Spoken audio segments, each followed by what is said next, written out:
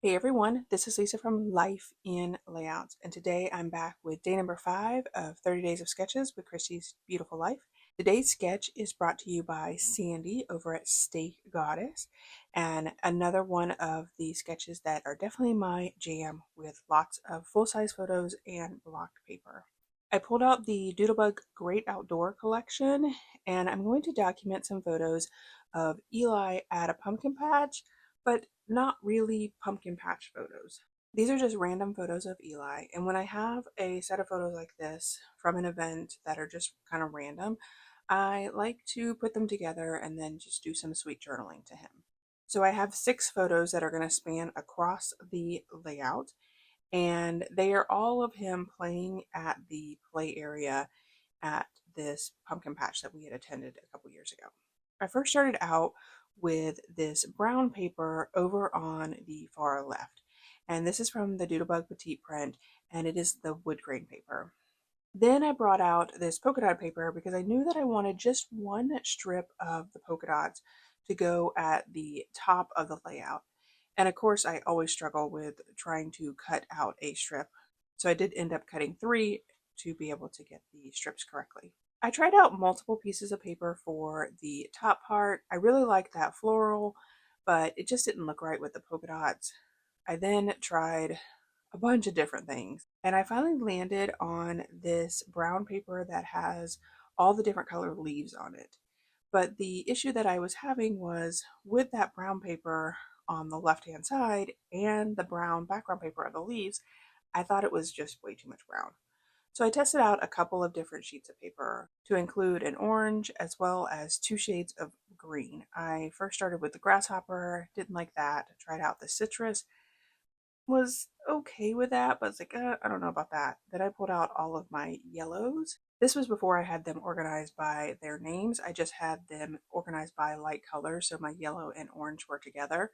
I looked through several of the yellows, but really wasn't feeling that at all. Then I pulled out the oranges and tried out a couple of those, but finally went back to the wood grain orange. I really liked the wood grain brown, and I think it was because of the wood grain. So when I was able to find the orange in the wood grain, I was like, yep, that works. And of course, I knew that I was going to be covering up a majority of that paper, so I did trim it down so it would stick behind the photos and look like it was spanning the entire layout, but it was just from the top and the bottom pieces. And I really like the orange against the brown with all of the leaves on it. So I cut down the leaf paper, and when I laid the polka dot paper on top of it, I almost immediately realized that I cut the brown paper too short. But I thought, let me figure out the other piece that goes on the right hand side. So I did pull out the 6x6 paper pad because I wanted something in a much smaller print. I always try to go for the busier pieces, so I contemplated that white paper with all of the icons on it probably a lot longer than I should have. But in the end, I realized it was going to be just too busy. I went with this brown paper. I know, another brown paper, but it has polka dots on it with all of the colors. I pulled out my distress ink in Gathered Twigs so that I could ink up all of the edges. And then once I inked up all of the edges, I'm going to adhere everything down. As I'm doing that, I do want to encourage you guys to check out all of the links below. There are so many people playing along this month with these 30 days of sketches. Some people are playing along every single day, and some people are just popping in when they can. So their channels are linked below, and you can check them out. If you decide to play along, Chrissy does have a Facebook group. You can post your creations for these sketches in her group as well. I'm also posting in my group, and if you want to post your layouts in my group, you're welcome to as well. I always like to see how others interpret a sketch, especially if it's very different than mine. I know I've said this before, and I'll probably say it again, but I'm a very clean and simple scrapbooker, and I like lots of blocks on my layouts. So I know sometimes when I interpret a sketch, it's not necessarily the same as somebody else who has more of a free will and able to do different things. For the Doodlebug Petite prints, I am so stingy with them. There was quite a bit that was going to be covered up, almost an inch on both sides. So I decided to cut it out because I thought that the amount of tiny stars that I can get out of that 1 inch paper was just too much to pass up. So I do trim it out on both sides and then lay down the photos. Of course, I had to pull out my T-square ruler and line up the left and right side of the layout so that I can make sure that these photos span across the entire layout seamlessly. And then this is where I decided that I would just cut the brown paper with all of the leaves to expand it a little bit. Of course, I forgot to trim down my layout, and I wanted to do that because I knew that I was going to be cutting this leaf paper. So I trimmed down my layout and then I brought the leaf paper back in. I trimmed down the leaf papers and then used my corner rounder to round the corner. And when this thing is full, it tells you because the pieces just start to fall out. So I had a bunch of pieces fall out. I had to empty the top part of it and then I could continue on with my layout. So I rounded the edges, and then when I went to lay it down, I realized that I had rounded the wrong edge. I needed to round the top part that I had cut out, but then that piece was too small. So I had to adhere it to the other piece so that I could use my corner rounder on it. And then I was able to measure it out and determine how far I needed that smaller piece to be at the top. So I got that piece down. I added the polka dotted paper down over it, and the polka dotted paper goes all the way to the edge. Then I added the larger piece down below it and realized that I probably should have waited to put the polka dotted paper down. But I did pull it up, and now it looks like the leaf paper is larger than what it was. And I will be covering up that part where I had rounded the bottom corner when I really shouldn't have. So then I add the pieces over on the right to line it up. And I struggled with this polka dotted paper probably a lot more than I should have. Then I got the brown polka dotted paper, and when I went to lay it down, I realized that the strip of circles was not straight.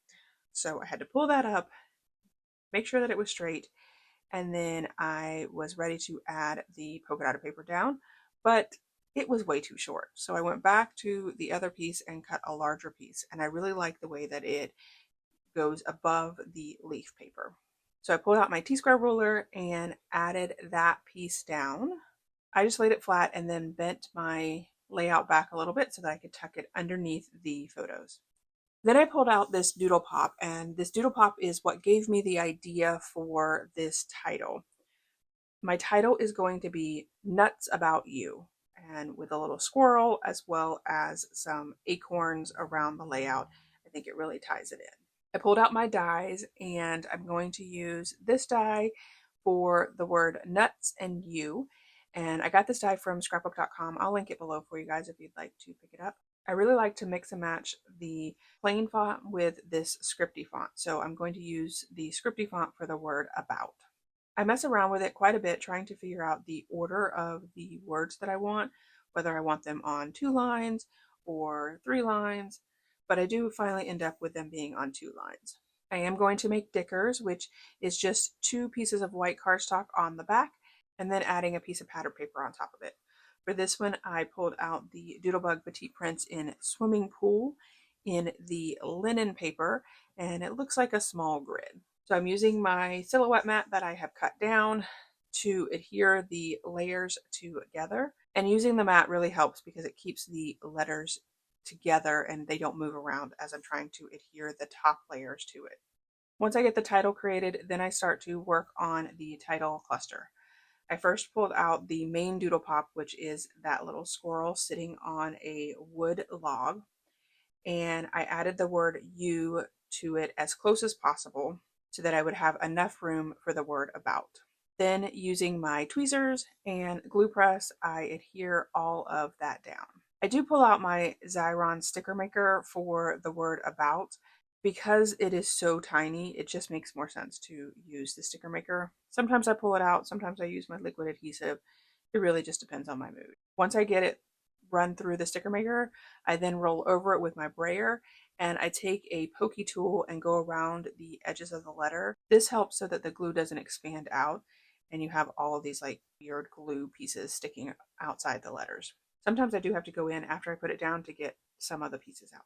Then I added the little acorn right next to the word about that came from the Doodle Pop. And then on the top row, added the word nuts. Once I got that down, I did add my stamping block on top of it to give it a little bit of weight. And then I'm going to look through the embellishment pieces and see what other pieces I can pull out. I pulled out the 2 acorns, and then on the Doodle Pop, there are these little mushrooms. So I found a couple of mushrooms that I could use as well. So I pulled all of those out, and I'm going to add them around the layout. And then I found this little banner piece that had the acorn and the mushrooms on it. And I thought, let me add that because then I'll be able to bring in a couple of other pieces as well. So I added that to the left-hand side of the layout. Then I start to work on building up that title cluster.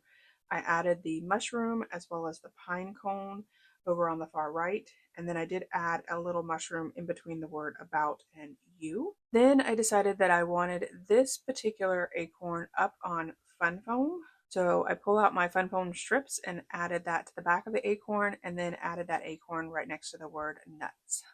Then down at the bottom, I created a little cluster down there with the start of a pine cone as well as a mushroom.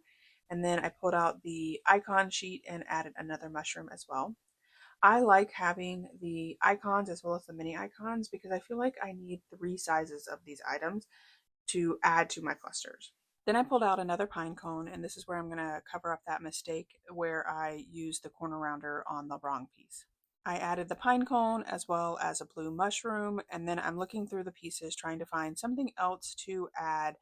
And I look through the Doodle Pops, and I find on one of the Doodle Pops another pine cone as well as a leaf, and I add both of those.